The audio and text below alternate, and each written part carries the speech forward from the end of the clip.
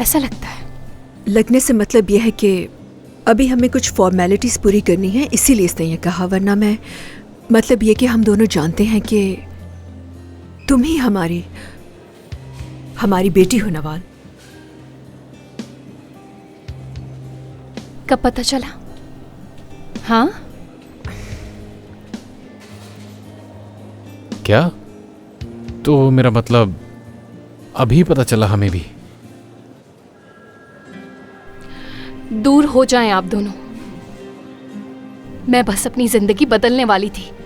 एक दूसरे मुल्क जाके अपनी जिंदगी नए तरीके से शुरू करनी थी मुझे, और फिर आप लोग आ गए और सब खराब कर दिया। मगर नवाल, हमें भी इस बारे में अभी पता चला। इससे पहले हम... क्या पता चला है आपको? मेरी बात कान खोल कर सुन लीजिए। आप मेरी माँ नहीं हो सकती। माँ कहा इसने?